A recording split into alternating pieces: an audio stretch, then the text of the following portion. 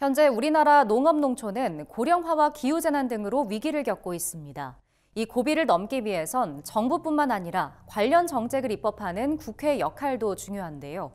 최근 국회에선 한국 농정 추진의 문제점과 개선 방안을 모색하는 전문가 초청 강연이 열렸습니다. 이은영 기자가 현장에 다녀왔습니다. 7일 새해를 맞아 국회에서 한국 농정 추진의 문제점과 개선 방안을 짚어보는 시간이 마련됐습니다.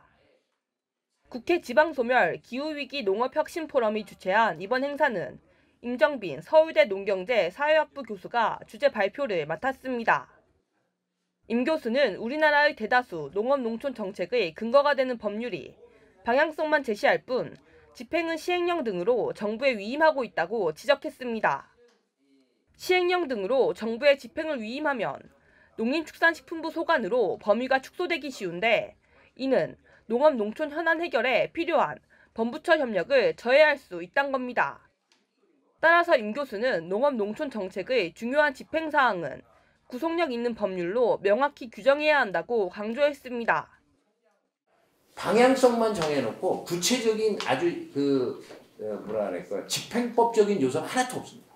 다 시행령으로 넘어가거나 다른 법에 위임이 되어 있죠. 그래서 저는 이 범부처적 협력화에 추진되는 특히 농업농촌식품산업기본법 안에 뭔가 구속력 있는 집행법적인 요소를 집어넣어줘야 된다.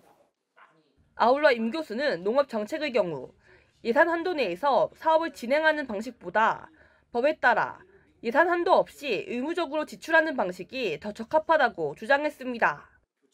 농업 피해는 자연재해 등의 이유로 매년 다르게 발생하는데 미리 예산을 정하면 실제 필요한 예산보다 부족하거나 남는 경우가 발생할 수 있기 때문입니다.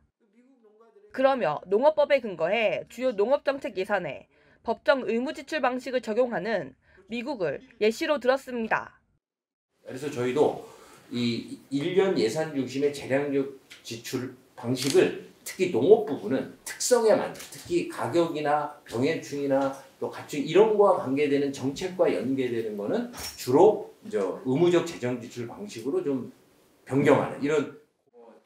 강연이 끝난 뒤 위성곤 더불어민주당 의원은 농업농촌 및 식품산업기본법에 집행적인 요소를 추가하고 농업과 식품을 분리하는 등 전면 개정할 필요가 있다고 말했습니다. 농촌 식품기본법에 대한 전면적인 좀 개정이 좀 필요하겠다라는 생각을 갖습니다. 그리고 또 식품산업과 농업 부분을 함께 묶어놔서 사실은 여러 가지 규범적으로 어려운 측면들이 있습니다. 식품산업을 육성하는 데 있어서. 그래서 그 분법도 좀 필요한 상황이라고 생각합니다. 신정훈 민주당 의원은 의무지출 방식으로 정책 재원을 마련하는 것이 영농 환경의 지속성을 높이는 데 도움이 될 것이라며 공감을 표했습니다. 그런 가격의 불확실성이라든가 재해의 불확실성, 가축전염병 같은 그런 불확실성들을 제거하기 위한 노력들을 정부가 하는 게 굉장히 중요한데 거기서 교수님이 의무적인 지출 이야기 해주셔서 참 공감이 갔습니다.